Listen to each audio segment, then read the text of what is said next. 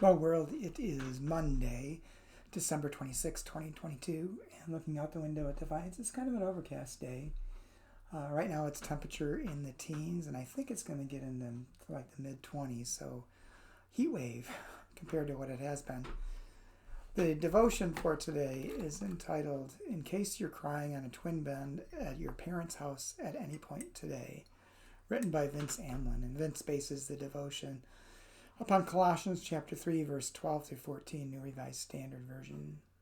As God's chosen ones, holy and beloved, clothe yourselves with compassion, kindness, humility, meekness, and patience.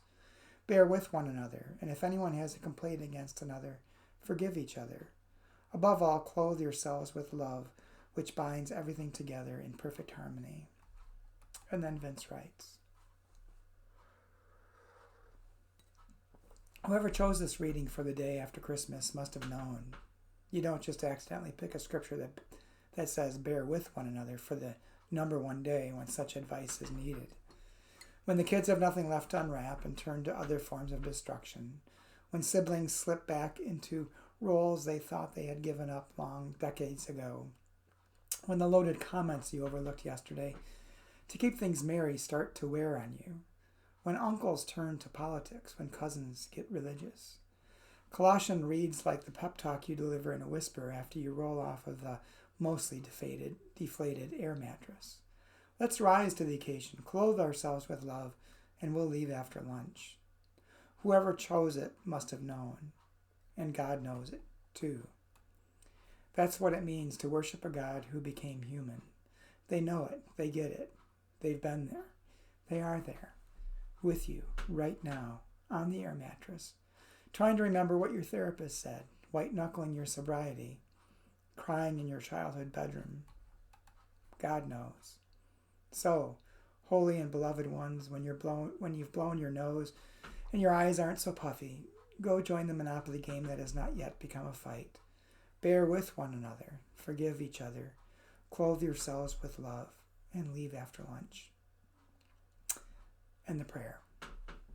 God, you know how it is. Thank you. Well, a couple things this devotion reminds me of is that holidays like Christmas aren't always 100% the joyful, joyous time that everyone tries to make them out to be. And every family has its issues. And sometimes it comes up. Those issues can resurface after too much drink, too much food, not enough sleep, and so on. That's just the nature, I think, of families. Certainly not all, but certainly some. And perhaps you have had to deal with those kinds of issues yourself in this holiday season.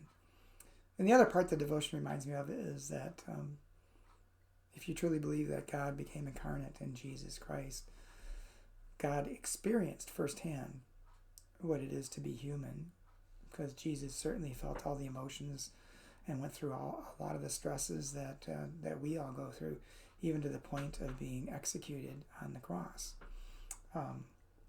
Much more severe than many of us would ever experience.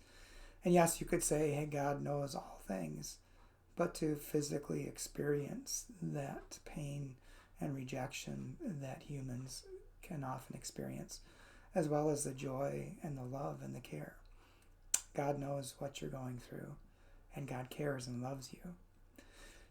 So I hope you have a good day. I'll still try to do devotions even though I'm off this week from the office, but hope you have a good day and hope to talk to you again tomorrow.